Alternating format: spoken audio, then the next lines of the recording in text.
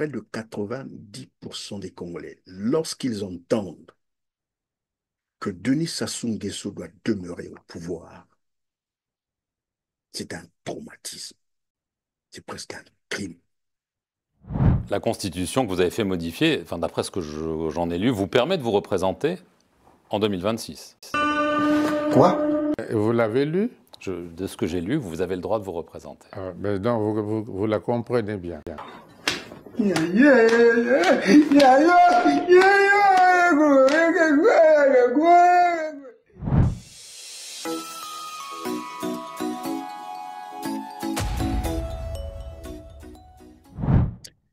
Mesdames, Messieurs, bonjour, ravi de vous retrouver sur R7 et merci de suivre ce nouvel édito R7. Vous l'avez certainement constaté que les masques tombent. Ils vont continuer à tomber à mesure que le Congo s'approche vers une nouvelle échéance majeure, la présidentielle de 2026.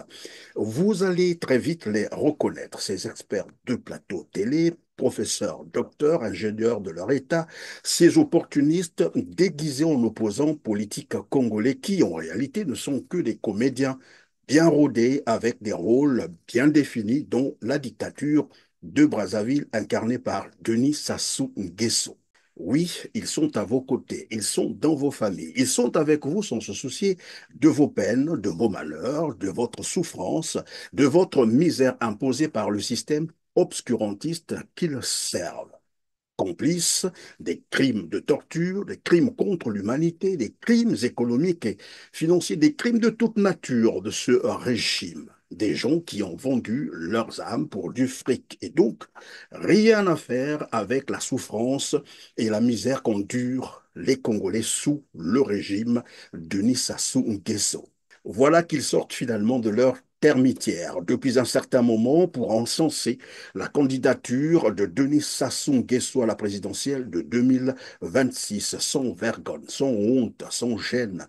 Tout ce qui compte pour eux, c'est ce qu'ils gagnent en argent ou en poste politique, au retour de la propagande nauséabonde et inhumaine qu'ils font pour leur champion Denis Sassou Nguesso, qu'il a le droit de se représenter à la présidentielle 2026. Oui, tout le monde a le droit de concourir à la magistrature suprême pourvu qu'il remplisse évidemment les critères nécessaires. Mais ce qu'ils ne vous disent jamais, c'est qu'à côté des critères à remplir, il y a également la probité morale.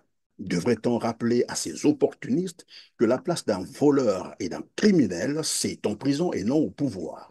Ou c'est le courage qui leur manque de reconnaître que Denis Sassou Nguesso est celui qui a non seulement volé l'avenir de toutes les générations congolaises depuis son arrivée au pouvoir en 1979, mais aussi et surtout celui qui a mis à sac les finances publiques du Congo-Brazzaville, réduisant ainsi les Congolais à l'esclavage dans une misère indescriptible. Plus de 70% des Congolais ont difficilement un repas par jour.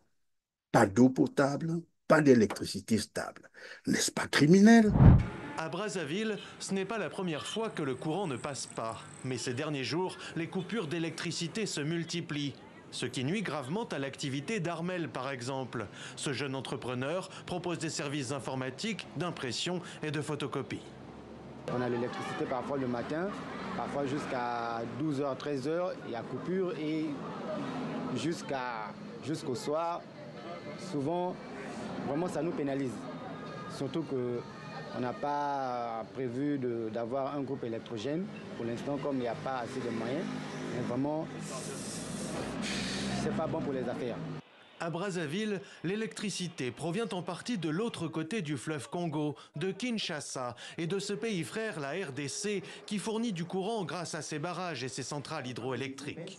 Les opérations de maintenance, les problèmes techniques et les retards de paiement ont déjà provoqué par le passé des perturbations.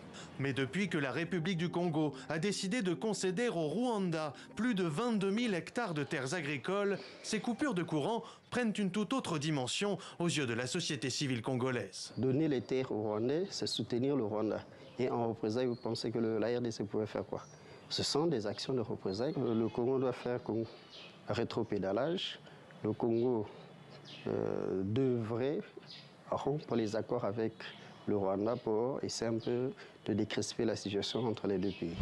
En sus de cela, les étudiants congolais à l'étranger sont abandonnés à leur triste sort, jusqu'à 4 ans de bourse impayée. Pas de retour au pays sans diplôme. C'est l'ultimatum des étudiants congolais en fin d'études à l'université privée de Marrakech au Maroc.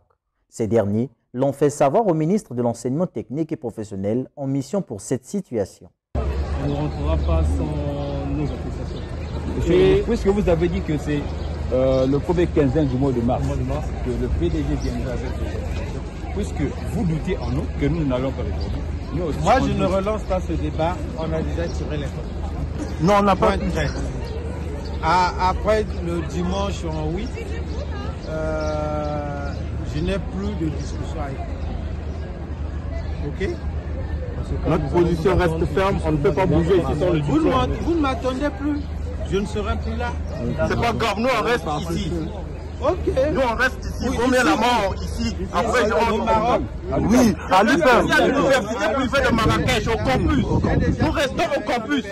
Vous êtes libérés de Non, on ne rentrera pas sans le diplôme. On ne rentrera pas sans diplôme.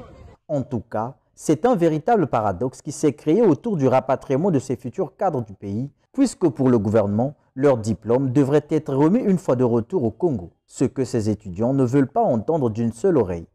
Nous, les étudiants, je vais dire les ingénieurs et managers envoyés par l'État à l'université privée de Marrakech, nous avons accompli notre mission. Nous avons été formés, nous sommes les cadres. Alors, on ne peut pas ramener un cadre au Congo sans diplôme.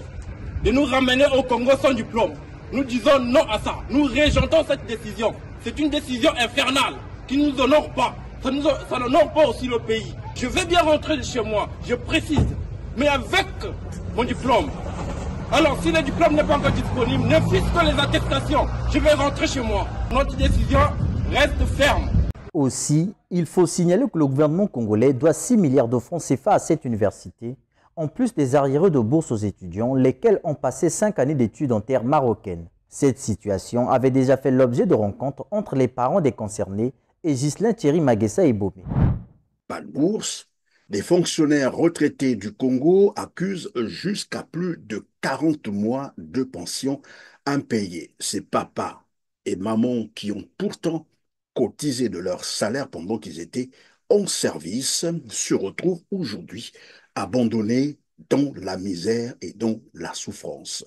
Beaucoup se suicident, beaucoup meurent faute d'argent pour se soigner. Jacques Hello, pourtant ancien directeur de l'hôpital de Wando, s'est retrouvé à un moment de sa vie de retraité dans l'incapacité de bénéficier des soins médicaux alors que malade. Ce dernier, qui pense que la sécurité sociale est un droit pour le retraité et un devoir pour l'État, accuse les pouvoirs publics d'une maltraitance financière vis-à-vis des personnes âgées. En 2018, nous avons été reçus au bâtiment de la CNSS. Je les ai étonnés en leur présentant un bulletin d'examen qui m'a été donné en février et je n'ai pu faire l'examen en avril.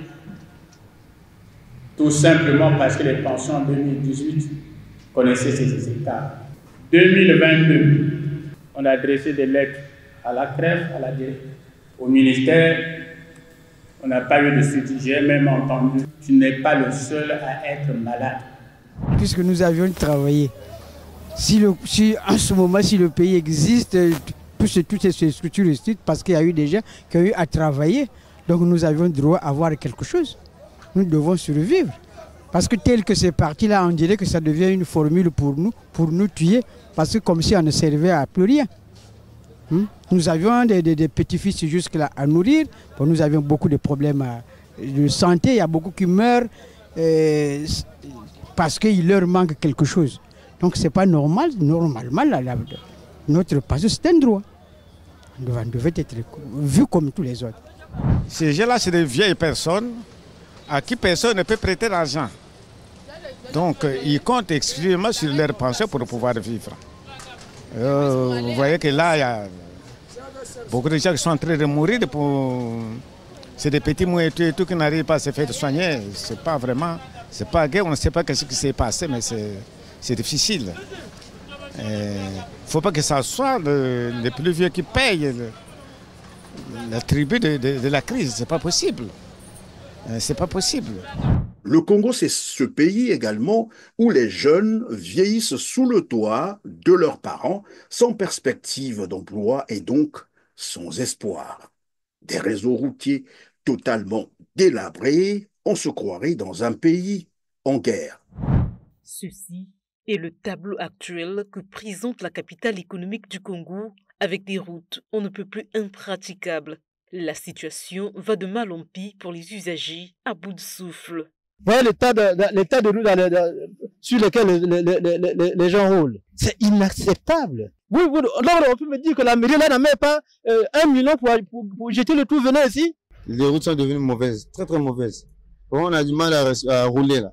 Donc les hommes de l'État doivent arranger les routes. Le constat est triste sur la plupart des artères principales de la ville, comme c'est le cas sur cette nationale numéro 1, où pour les transporteurs tout comme pour les personnels, ce sont des pannes à répétition de véhicules et d'interminables longues files d'attente, car il faut du temps pour sortir des nids de poules de plus en plus béants. Tel que moi par exemple, j'ai vu s'il y a de Gendoulou là-bas. Voilà, à Paris, je vais au boulot. Il faut d'abord fouiller l'embouteillage. L'embouteillage causé par l'état de route. Les voitures s'abîment n'importe comment. En tout cas, c'est très infernal. Pour les usagers, c'est inconcevable pour la ville océane, poumon économique du pays, d'offrir une telle image. Une autre conséquence de cette situation, c'est l'augmentation des coûts des transports et les populations qui en font les frais ne savent plus à quel sens se vouer. Des hôpitaux à l'arrêt, faute de personnel, qui réclament évidemment des dizaines de mois d'arriérés de salaire impayés. Les malades sont renvoyés pour aller mourir chez eux, faute de soignants à l'hôpital. La grève au centre hospitalier universitaire de Brazzaville, débutée le 3 juin 2024 sur demande de l'intersyndicale, suscite une vive inquiétude parmi les habitants de la capitale congolaise. À l'origine de ce mouvement social, une revendication salariale portant sur 3 mois d'arriérés impayés pour les années 2019 et 2020, ainsi que la demande d'alignement des dates de paiement des salaires sur celles des fonctionnaires. Après une suspension temporaire le 7 juin 2024, consécutive à l'ouverture de négociations avec le gouvernement, l'intersyndicale a été contrainte de réactiver la grève faute de résolution satisfaisante de leurs revendications. Cette situation préoccupe particulièrement les populations conscientes du rôle crucial que joue le CHUB, premier établissement de soins de la capitale. Biso nandenge siasi à l'hôpital et kokakokota grave papa. Bon moya bato tout molongo mobimba e ali na siasi. Ndengo ba konzi mboka fu ba mona likambo wana e ali bien te. Hein? Biso na loba na yo ngale na semaine mba na kata l'hôpital. Ndengo bomblase ya na bato ejonga. Ba taxi ya na bato ejonga ba kenda njela ba kenda kokufa. Ese ka normal na kata mboka na biso. Mboka ngo to komo kenda nango wapi? Na mona ngo ezaye ko pesa biso mawa. Parce biso tozana bato na kati ya wabwe. Mawa mwete. Omona ba docteur ba infirmier tout balite. Donc de ko pesa biso mawa mboka ikufi. Ba konji fu ba bongsa likambo ya siasi ali mboka kokota grève te. Donc bano basala bala vote na mboka wa nani mutako vote bango bako ute tato ba ya ko vote bango e yali le moto ko vote bango bon soko mboka comme peuple était bon ba konje bako vote bango ndeni. Ils ont décidé de cesser de travailler pour exiger la régularisation de leur situation de stagiaires qui n'a que trop duré, une vingtaine d'années pour les plus anciens avec une rémunération qui ne correspondrait pas au travail exigé. Je suis ici assistée depuis 2004. Donc ça me fait 20 ans de service. Donc j'ai presque fini toute ma jeunesse ici. Il a dit qu'on nous paye 100 000 francs. C'est ce qu'il a déclaré à la DST. Mais à ce que je sache, personne n'a jamais reçu 100 000 francs. Donc même les techniciens de surface sont mieux payés que l'infirmière. Nous qui faisons le soin, nous qui venons ici parfois 24 heures, tu es là. Et quand tu vois un cathéter là, on te dit que tu es devenue voleuse. Non, on est fatigué. On est fatigué. Les deux principales villes du Congo, Brazzaville et Pointe-Noire, vous le savez, sont dans une totale insalubrité. Les populations cohabitent désormais avec des ordures. En sortant de sa ruelle, Christian Kouendela se retrouve face à un tas de déchets. Nous sommes pratiques au moins 2 semaines déjà. Et là, le feu qu'on a mis encore ici, ça dégage, je ne sais pas si dire des odeurs plus que nauséabondes. Ça fait mal, c'est dérangeant. Autrefois surnommée la verte pour sa propreté, Brazzaville est aujourd'hui méconnaissable. Les déchets s'entassent sur les trottoirs sur plusieurs mètres, conséquence de la grève des éboueurs. Ils réclament 2 mois de salaire impayés. Nous réclamons nos droits, nos 2 salaires, le mois de juillet et le mois de août. Voilà pourquoi nous sommes en train de réclamer. Donc on en a marre. Nous voulons que moi, la société puisse penser à nous. Nous faisons un travail très dur. Nous travaillons tous les jours, jusqu'à le jour de dimanche. On n'a pas de repos. Et nous sommes exposés dans la maladie. L'éducation n'est pas épargnée. L'école est quasiment à l'arrêt. Les enseignants sont en grève. Bref. La grève qui prévaut au sein de l'université Marien Ngouabi de Brazzaville inquiète de plus près le mouvement des élèves et étudiants du Congo.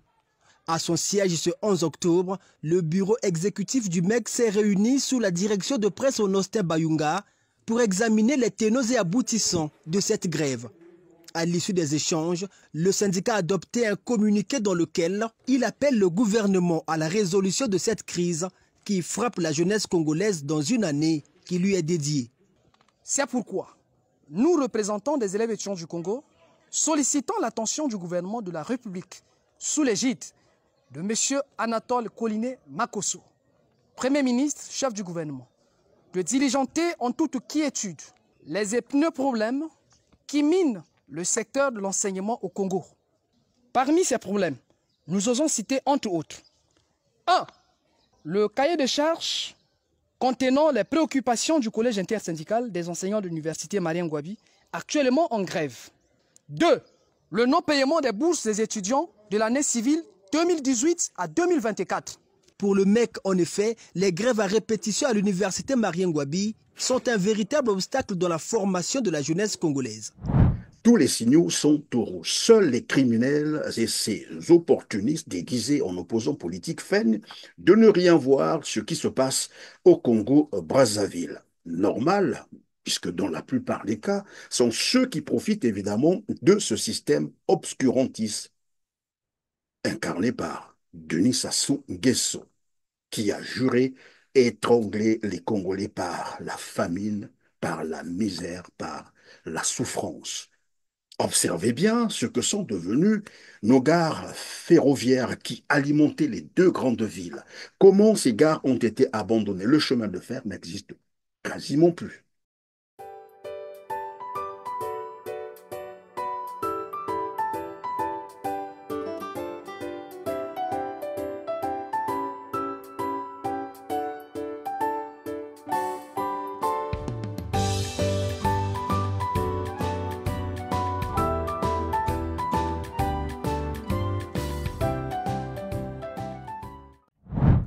Face à ce tableau sombre, vous êtes-vous posé un seul instant la question de savoir où va l'argent du pétrole congolais, principale ressource de l'économie congolaise?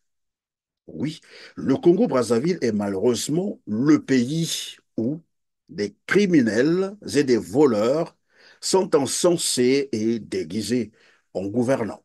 Ils ont leurs adeptes. Ceux-là même qui en appellent encore à la candidature de Denis Sassou Nguesso à l'élection présidentielle de 2026.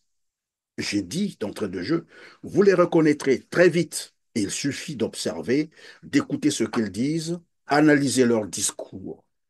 Alors que hier, ils feignaient d'être à l'opposition. Mais voilà, les premiers à monter au créneau pour commencer à demander la candidature, à exiger la candidature de Denis Sassou Nguesso, alors que tout le monde sait comment les élections présidentielles au Congo avec Denis Sassou Nguesso se terminent.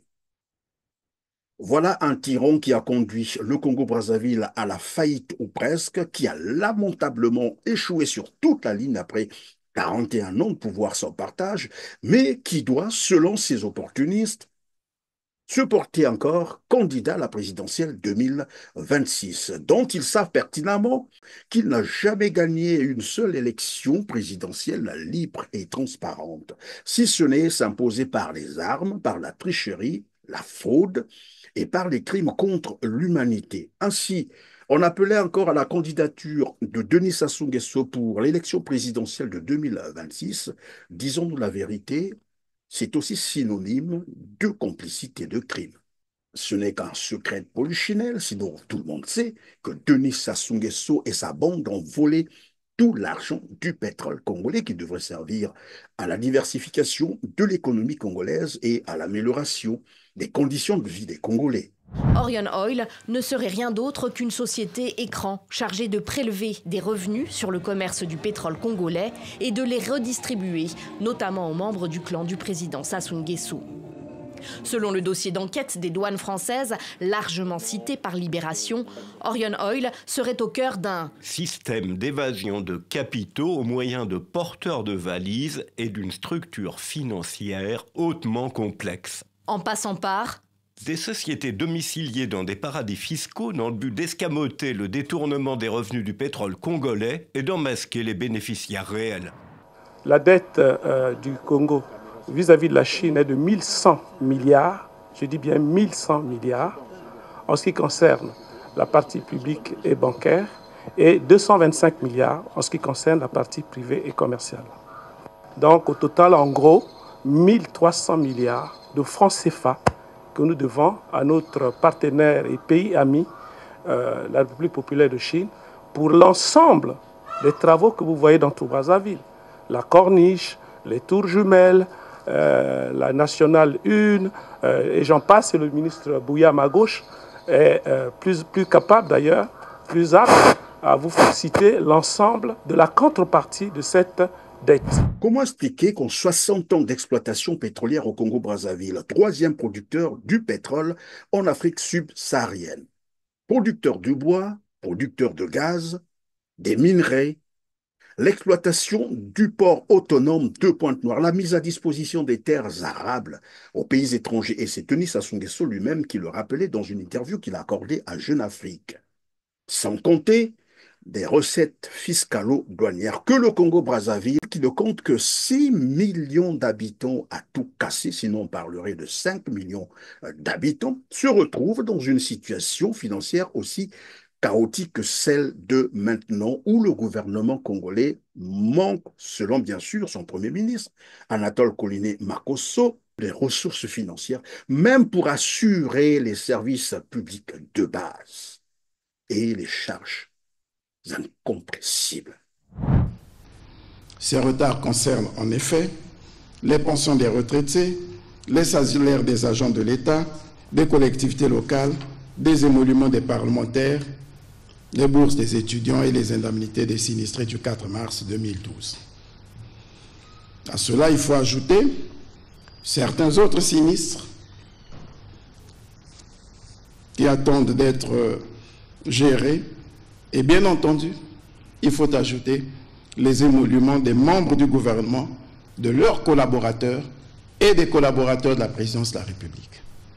Pour qu'on n'ait pas à penser que la situation ne concerne qu'une catégorie de personnes, ou particulièrement les parlementaires ou les autres catégories sociales. Non.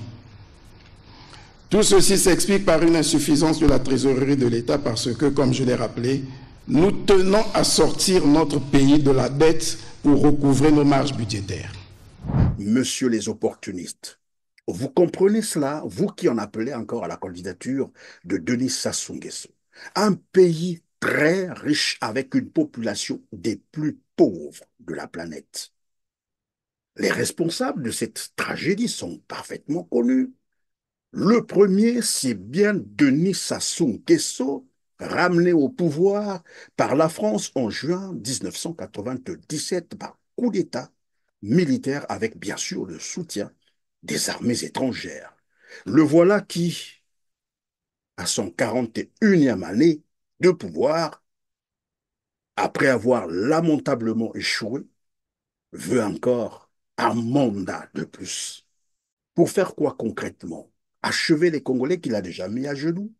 Devrait-on vous rappeler qu'avant la conférence nationale, il avait déjà 3000 assassinats politiques à son actif, dont l'assassinat du président Marian Ngouabi, égorgé en plein 14 heures le 18 mars 1977. Marian Ngouabi qu'il est allé encenser de manière hypocrite en plus en Guinée-Bissau le 16 novembre dernier à l'occasion de la célébration du 51e anniversaire de l'indépendance de ce pays. Marien Ngouabi, président de la République populaire du Congo, mon pays, assassiné le 18 mars 1977. De lui, l'histoire retiendra qu'il fut constamment à l'avant-garde du soutien aux luttes de libération en Afrique et dans de nombreux pays du tiers-monde. Son nom restera également gravé en lettres d'or au panthéon de l'immortalité. Parmi ces 3000 assassinats figure également l'exécution de l'ancien président congolais Alphonse Massamba Deba, dont la dépouille avait été servie comme festin aux fauves du parc zoologique de Brazzaville. L'assassinat du seul cardinal que comptait le Congo-Brazzaville, Émile Biaenda, le 22 mars 1977. Et la suite des crimes odieux qui avaient suivi l'assassinat du président Marien Ngouabi, pas besoin de vous le rappeler. Et donc, on appelait à la candidature de Denis Sassou Nguesso, c'est être complice des crimes, de vol, de torture, des crimes contre l'humanité, des crimes économiques et financiers. Tout ça pour des postes ou pour de l'argent, pour du fric. Avez-vous une petite conscience patriotique? Chassé du pouvoir à la faveur de la seule véritable élection démocratique qu'ait connue le Congo-Brazzaville en août 1992, le despote Sassou Nguesso est revenu au pouvoir au prix du sang, ça aussi vous le savez, par coup d'État militaire. Depuis, M. Sassou Nguesso s'accroche au pouvoir par coup d'État permanent à tout prix. En 2015, il va violer la Constitution du 20 janvier 2002, c'est juste un rappel. Notamment en faisant sauter le verrou, l'article 58, qui lui interdisait de se représenter parce que trop vieux, trop de mandats cumulés, pour en imposer une autre, celle d'octobre 2015, au prix du sang encore, par une répression sanglante qui avait fait une quarantaine de morts des manifestants pacifiques. Vous avez tout oublié. Ou vous feignez d'oublier. Automne 2015, printemps 2016. Le Congo est secoué par des manifestations contre un troisième mandat du président Denis Sassou Nguesso. L'opposition manifeste contre le référendum visant à modifier la Constitution et son résultat, puis contre la réélection du chef de l'État en mars 2016. Des rassemblements réprimés dans la violence un peu partout dans le pays, comme à Nkayi le 14 mai 2016. Ce jour-là, un jeune homme de 22 ans, Jodel Vumbi, rentre chez lui à pied. 8 ans plus tard, on le retrouve à son domicile. Allongé sur le ventre à même le sol, Jodel est devenu infirme.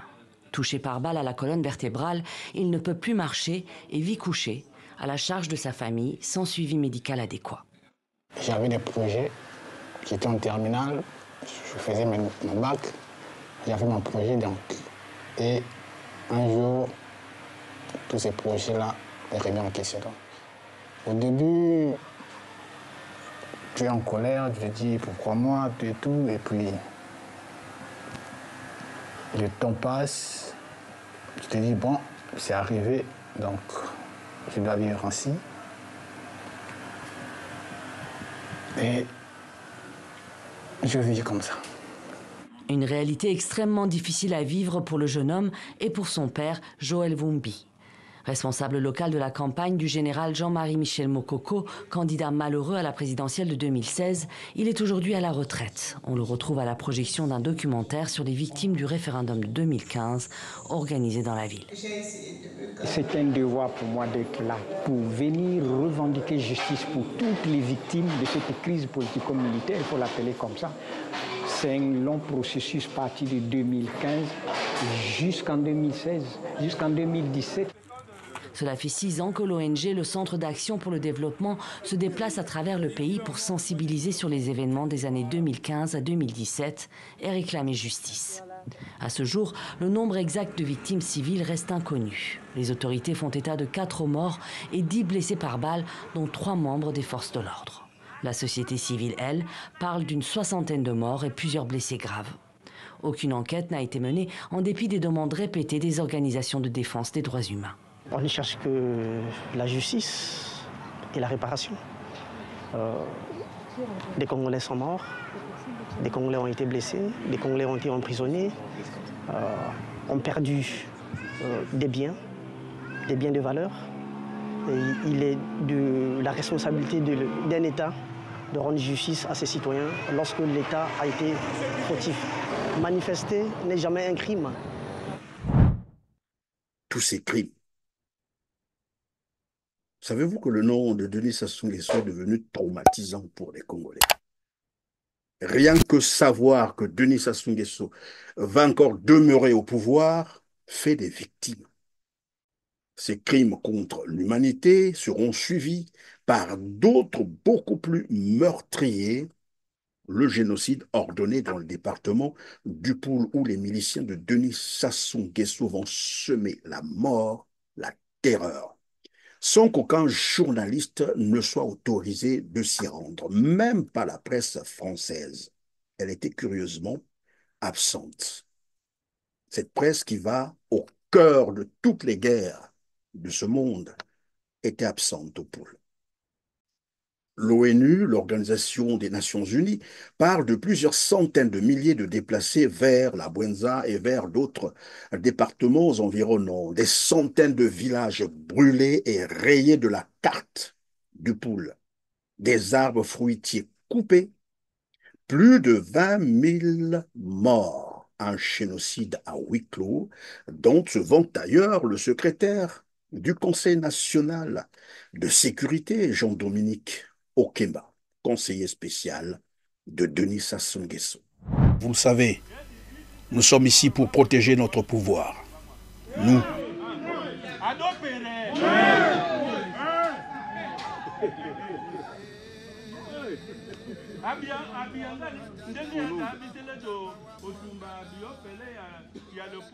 Lorsque nous avons brûlé le département du Poul, on ne nous a rien fait. Ils n'ont rien fait, le ciel n'est pas tombé. Nous n'avons pas droit à l'erreur, nous devons protéger notre pouvoir. C'est la souffrance ici, telle que vous me voyez là. C'est tout ce qui me reste maintenant. J'ai 70 ans. Jusqu'à l'heure où nous sommes en train d'échanger avec vous, nous vivons dans la forêt. Certains d'entre nous sont malades. Nous vivons comme des poulets, comme des chiens, une vie de misère. Depuis que cette expédition militaire punitive a commencé, je n'ai plus de village. Toute ma famille est morte. À Monoko où nous étions, 5 personnes sont mortes. De l'autre côté, ils ont incendié environ 37 personnes dans une maison. 37 personnes ont été tuées dans ce village depuis le début de cette opération militaire punitive.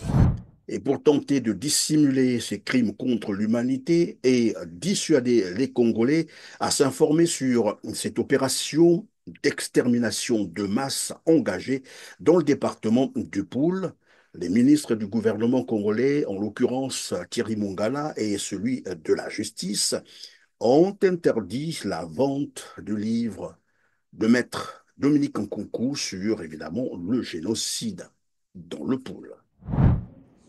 Les ministres Thierry Mongala de la communication et des médias et Aimé Ange-Wilfried Bininga de la justice ont dénoncé une imposture contre l'unité nationale exprimée dans le livre Génocide des Lari au Congo de Dominique Nkunku. Les 2 membres du gouvernement ont annoncé des poursuites judiciaires contre l'auteur et la maison d'édition de cet ouvrage. Le ministre de la Justice a saisi le procureur général près la Cour suprême que des poursuites soient engagées contre M. Nkunku Dominique. Ils seront poursuivis. Et pour celles qui ont la nationalité congolaise, c'est l'occasion pour elles, ces personnes bien sûr, de venir répondre devant la justice de leur pays. Écrit par Dominique Nkunku, un Congolais résident en France, l'ouvrage accuse le pouvoir en place d'avoir organisé depuis 1999 un plan d'extermination de l'ethnie Lari originaire du département du Poul. Pour l'opposition, sa prohibition est une violation de l'article 25 de la Constitution, selon lequel tout citoyen a le droit d'exprimer et de diffuser librement son opinion. Déjà, les ministres qui ont tenu la conférence de presse disposent de l'ouvrage, donc ils sont les premiers à être arrêtés. Parce qu'eux, ils ont l'ouvrage. Ils le diffusent Et ils opèrent la circulation et ils ont acheté ce qu'ils veulent priver aux autres Congolais. Il faut laisser à tous les Congolais la liberté de consommer l'ouvrage et de donner leur avis. Vous privez un citoyen d'acheter un livre en papier, il l'achètera en version numérique. Notons que c'est un arrêté du ministère de l'Intérieur du 22 octobre 2018 qui interdit l'entrée, la circulation, la distribution et la vente de ce livre sur l'ensemble du territoire national. Dans la même logique, et pour bien imposer son pouvoir par la terreur, le tyran Denis Sassou Nguesso, via une justice aux ordres, ordonne l'emprisonnement des opposants politiques, notamment le général Jean-Marie Michel Mokoko et le député André Okombi Salissa, tous deux candidats qui avaient osé le défier à la présidentielle de mars 2016. Tout le monde sait, ou presque, qu'un tyran aussi cruel soit-il ne tient pas sans appuis extérieurs. Souvenez-vous, qui a financé la reconquête du pouvoir par le tyran Sassou Nguesso en juin 1997? C'est le groupe ELF, devenu Total, avec le soutien de plusieurs grandes banques françaises qui ont aidé le régime Sassou à flouer le Fonds monétaire international. C'est encore Total, c'est juste un rappel, avec l'aide de la BNP Paribas et d'une kyrielle des paradis fiscaux qui s'enorgueillit d'ailleurs aujourd'hui d'être les premiers donateurs bilatéraux du Congo-Brazzaville, l'Agence française du développement. Pourtant, le Congo-Brazzaville, avec toutes les potentialités qu'il dispose, n'a pas besoin d'être aidé si jamais les revenus du pétrole n'étaient pas volés, n'étaient pas détournés par le clan Sassou Nguesso. Tenez, le 28 janvier 2010, le Fonds monétaire international, le FMI bien sûr, et la Banque mondiale annonçaient que le pays avait atteint le point d'achèvement de l'initiative en faveur des pays pauvres très endettés, PPTE. Du coup, l'encours de la dette publique extérieure contractée avant 2004 avait été annulé, soit près de 2000 milliards de francs CFA effacés. Le vendredi 28 octobre 2011, à l'Assemblée nationale, vous l'aviez probablement suivi, le ministre de l'Économie, des Finances et du Portefeuille public, alors Gilbert Ondongo, va présenter le budget de l'État exercice 2012, qui était arrêté en recettes et en dépenses, écoutez bien, à la somme de 3 645 milliards 575 millions de francs CFA contre 3 006 milliards 257 millions de francs CFA en 2011. Ce budget avait connu une augmentation de 21%, soit 600 milliards en valeur absolue. Selon le ministre Gilbert Ondongo, le projet du budget 2012 était le plus important d'Afrique centrale et même de la zone franche hors franc. Je répète, selon le ministre Gilbert Ondongo, et retenez bien cette partie, le projet de budget 2012 était le plus important d'Afrique centrale et même de la zone franche hors franc. Le plus important. Donc le budget du Congo en 2012 était le plus important d'Afrique centrale. Et il poursuit en disant, depuis 2009, et là ça devient très important pour que vous compreniez ce qui se passe au Congo actuellement. Depuis 2009, c'est lui qui le dit, le Congo-Brazzaville est le pays qui détient le plus d'avoirs extérieurs à la Banque des États de l'Afrique centrale, la BEAC. En 2011, c'est toujours son discours que je vous rappelle, le Congo s'approche de la moitié du total, soit un peu moins de 3 000 milliards de francs CFA en septembre 2011 pour un total estimé à un peu plus de 7 000 milliards de francs CFA. Il poursuit, je vais y revenir tout à l'heure. Écoutons d'abord ce qu'il déclarait. L'économie congolaise s'est imposée comme la plus performante de la sous-région Afrique centrale en 2009 et en 2010. L'économie congolaise s'est imposée comme la plus performante de la sous-région Afrique centrale en 2009 et en 2010 et serait en passe de l'être à nouveau en 2011. 2011. Est-ce que vous êtes en train de comprendre que 2009, 2010, 2011, le Congo a eu beaucoup d'argent? Les investissements au Congo représentaient 58%. C'est pour que vous compreniez quelle était la place du Congo, économiquement parlant, dans la sous-région. Donc, les investissements du Congo représentaient 58% du PIB en 2010, pour une moyenne de 38% enregistrée dans la zone CEMAC. En 2011, les investissements du Congo devraient se fixer à 62% du PIB, pour une moyenne de 34% en zone CEMAC. Cela prouve à suffisance que le Congo-Brazzaville était dans une bonne dynamique de croissance économique. Ce n'est pas moi qui le dis, c'est bien Gilbert Ondongo qui présente le projet de loi 2012 à l'Assemblée nationale. Ces éléments que je vous rapporte existent encore sur la toile. Vous pouvez aller les vérifier. Il suffit de taper sur Google le projet de loi 2012 Congo-Brazzaville. Donc, le budget colossal de 2012 avait été élaboré sur la base d'une production pétrolière, écoutez bien, estimée à environ 105 millions de barils en 2012, pour un baril à 95 $ en moyenne en 2012, le cours du dollar américain étant à 460 francs CFA. Je répète et retenez bien ce que je vous dis maintenant, que nous sommes là en 2012. Or, depuis pratiquement 2022, le cours du dollar est passé à 600 francs CFA. En cette même année 2022, le cours du baril culminait, il faut prendre cela en compte, à 115 $ américains.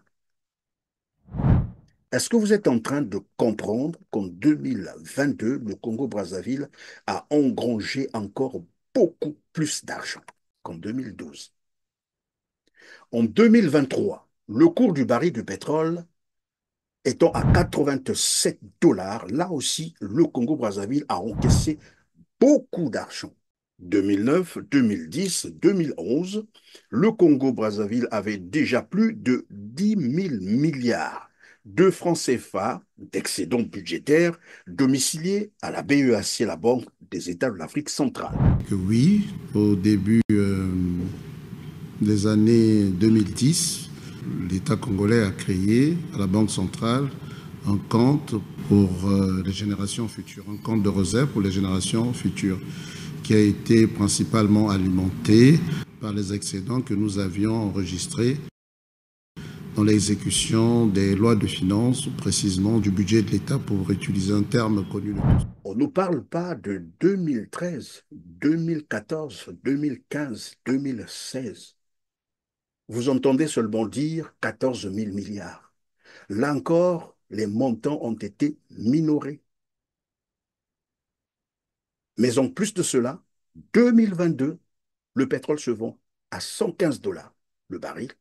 2023, le pétrole se vend à 87 ou 85 $ le baril. 2024, le pétrole se vend à 82 $. Nous sommes là en plein boom pétrolier. Le Congo est en train d'engranger beaucoup d'argent avec un cours de dollar à 600 francs CFA. Je ne sais pas si vous avez compris. Donc, on suce des 14 000 milliards, donc un montant minoré. Mais après, le pétrole rebondit en 2022. 115 $ le baril. 2023, 87 $ le baril. 2024, 82 $ le baril. Avec bien sûr la même capacité de production, 350 000 barils par jour. Expliquez-nous, où est passé tout cet argent? Où est passé tout cet argent? Pour une petite population de 6 millions d'habitants, qui n'a ni eau, ni électricité, pas de soins de santé de qualité, pas d'éducation de qualité. Les services publics de base n'existent pas. L'État doit des salaires à tout le monde.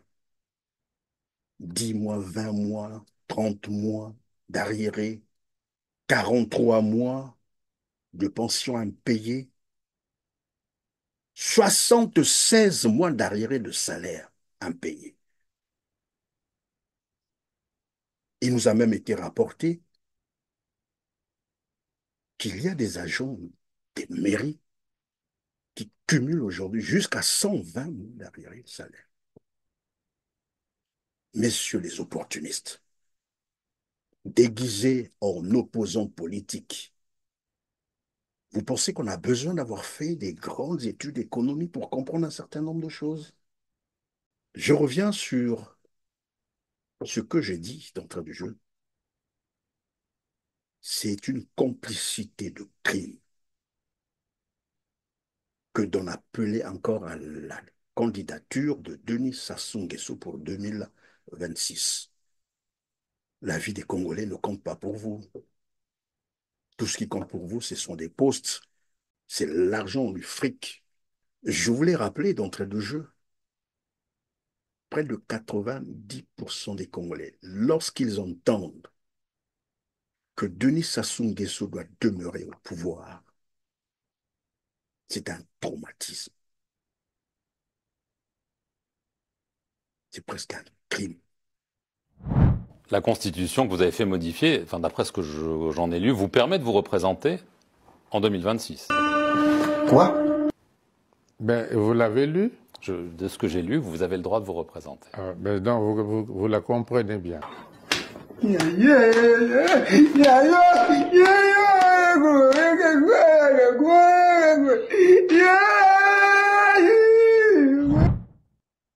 Dans l'état où on a plongé les Congolais, où plus rien ne marche au Congo.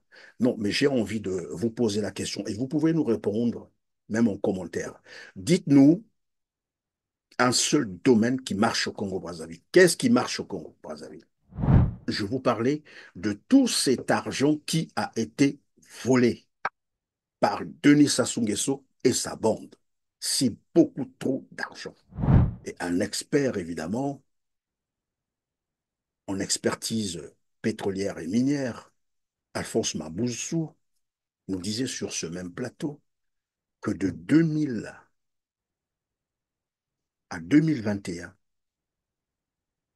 plus de 133 000 milliards, écoutez bien, plus de 133 000 milliards de francs CFA ont été volés par les Nguesso et compagnie. Plus de 133 000 milliards. Et donc, quand ils ont eu beaucoup d'argent, beaucoup trop d'argent, ils ne savaient même plus quoi faire avec. Ils se sont mis à partager à tour de bras l'argent du Congo, l'argent du contribuable congolais. Le Congo était devenu le guichet automatique de distribution des milliards en Afrique. On en a donné à la Côte d'Ivoire, à la Guinée, à Centrafrique, que sais-je encore, au Niger. Et donc, en 2012, tellement qu'il y a beaucoup d'argent, Gilbert Ondongo déclare toujours que le gouvernement congolais allait continuer de mettre l'accent sur la diversification de l'économie congolaise qui gardera un niveau élevé de croissance. En 2012. Notre économie est en cours de diversification. Elle n'est pas totalement diversifiée, mais elle est en cours de diversification. Notre économie aujourd'hui fait vivre les trois secteurs classiques de l'économie.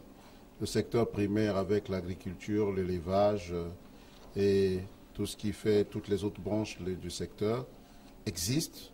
L'agriculture chez nous au Congo croît à un rythme acceptable, l'élevage aussi. Le secteur secondaire, c'est essentiellement le secteur des industries. Nous sommes en train de mettre en place des industries. On commence à avoir un embryon d'industrie au Congo.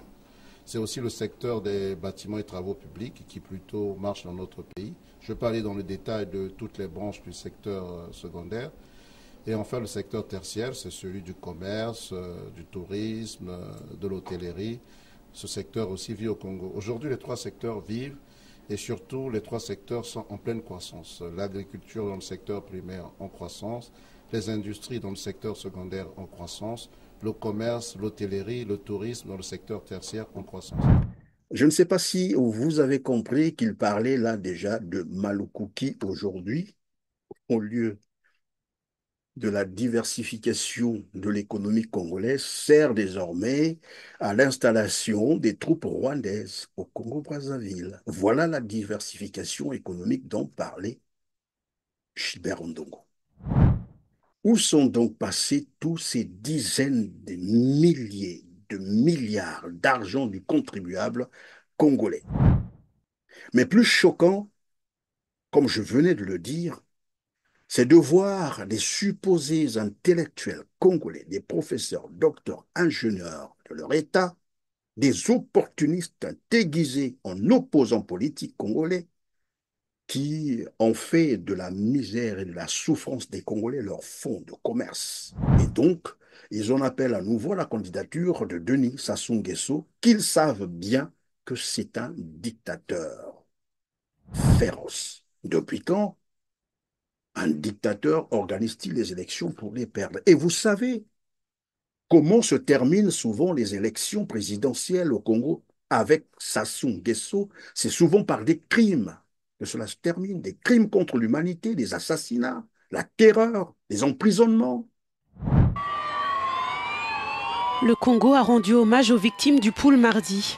Selon le bilan officiel, au moins une vingtaine de personnes, dont 11 de la force publique, ont perdu la vie dans les violences dans le département du Poul. La cérémonie en leur honneur s'est déroulée sur l'esplanade du Palais des Congrès à Brazzaville, en présence du chef de l'État et d'environ 2000 personnes. Les parents des victimes sont inconsolables. Ben oui, dans un pays où tout est mélangé, il y a la politique, il y a le social, et puis on ne sait pas à quel sens se vouer. Bon, vous voyez comment est-ce qu'on est perdu, on ne sait plus quoi faire. On ne sait plus quoi faire. Vous avez bien dit, à peine l'élection, et puis après, on a clamé, on a beau sauter, et puis après, c'est les pleurs. Vous voyez ce que ça fait déjà. Donc c'est vraiment une douleur immense, hein, et puis... Elle est atroce, quoi. Elle est atroce, c'est indélébile même, indélébile parce que c'est ineffaçable, on ne peut pas quand même concevoir cela. C'est ça que vous souhaitez encore aux Congolais? Tout ça pour du fric, pour des postes. J'ai envie de dire que c'est une méchanceté exacerbée, érigée en valeur politique. Mais dans tous les cas, comme j'aime à le dire, le peuple vous regarde et probablement qu'il aura, en temps opportun, bien entendu, à dire le dernier mot. Car le dernier mot revient toujours au peuple. Et le peuple gagne toujours. Merci de nous avoir suivis. Cliquez sur le petit pouce en l'air juste en bas de cette vidéo, s'il vous plaît, pour nous dire que vous êtes passé par là et que vous avez apprécié. Partagez massivement cet édito, aidez-nous à atteindre un plus grand nombre de téléspectateurs et à parfaire notre référencement. Dites-nous en commentaire ce que vous pensez de cet édito. On se dit au revoir et à très bientôt. Merci.